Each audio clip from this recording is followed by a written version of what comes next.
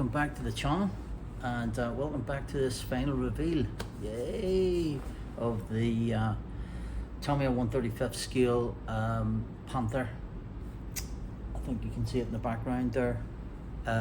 So without further ado, let's get over to the hobby desk and see how we get on.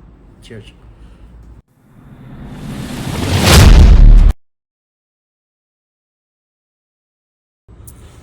So guys, here we are at the hobby desk, and here is the final, well, I think it's final anyway. So turned out okay,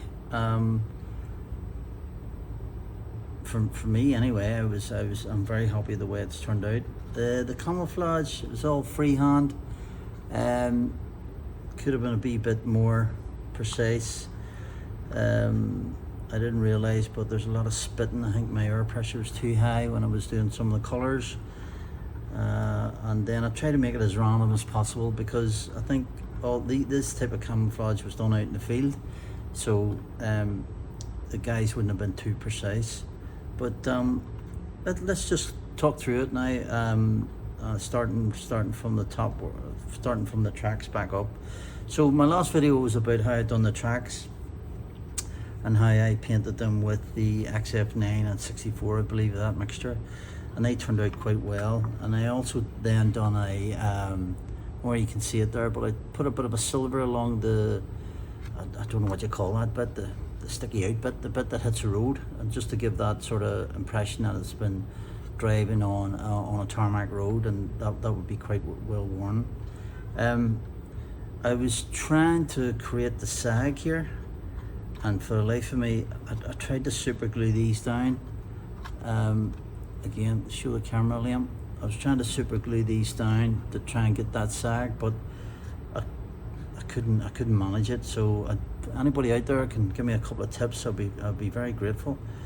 Just to give it that more authentic looking look. The wheels, I found the wheels quite difficult to manage. I don't know whether it was instructions or it was just me with my stupid medication, but they're quite tricky, and there's certain wheels go on certain stalks, if you like, and I got that mixed up, so I spent a bit of time figuring that out, but we got there in the end. Moving up onto, I mean, the complete build took about a week to do, which was quite good. And then obviously the camouflage and the painting and putting all the bits and pieces on took a bit longer now, maybe 3 weeks or so at it, but it's turned out okay. So what I done was I put down a prime coat and then put down a dark grey, I think it was 64, or maybe was it 64, 65, a dark German grey, and then I put a chipping fluid over that. I then varnished it and then put on my camo coats. I then went to try and do the chipping, to bring the chipping out with water, and it just wasn't happening. And I think I shouldn't have varnished, that's what I think, because what I ended up doing was I got some white spirits, and in certain cases I just rubbed really furiously with a cotton bud and tried to make some sort of wearing and sort of chipping. See that bit there beside the cupola, just to give some wear and tear. So I think I shouldn't have varnished when I put on the chipping fluid, which I sprayed on with my airbrush. I hope that was okay.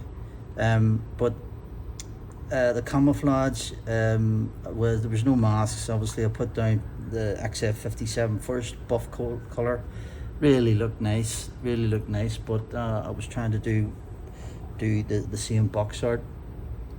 The box art doesn't have the brown, so I threw in that brown. So it was a Tamiya XF57, and then the green and the brown were the Rubble second gen, which worked okay. I left these two hatches open, but obviously because I wanted to put the driver in, but obviously with the paint they've closed up. So the bit of weathering then, I might have seen that as well with the tracks. I put some sort of earth dust sort of effect over the wheels, if you can see that, and it turned out quite well. And I see it in the front there of the vehicle, so it was quite good. Got my commander in just about. I think he was going to lose a leg at one stage, but I managed to get him in anyway. But and all in all, very, very nice build. I really enjoyed it. Learned a few wee tricks along the way. There was a bit missing here at the back. I don't know where you can see that there at the engine. There's a hole, and there's no part on the sprues for it, so I wasn't sure how to deal with it. I lost one of the handles there as well, so I just left it open. It's not going to be the end of the world, is it? Like, but all in all, nice wee build, and just trying to get better skilled at it as well. But you know, I'd love any comments, guys. What do you think? Could I do something different? I mean, I would like to get this sag sorted out if I can. But there you are. That's the final reveal of the Tamiya 135 Panther. I hope you enjoyed the couple of videos I produced. And until the next time, thanks for watching. See you again. Bye. Cheers.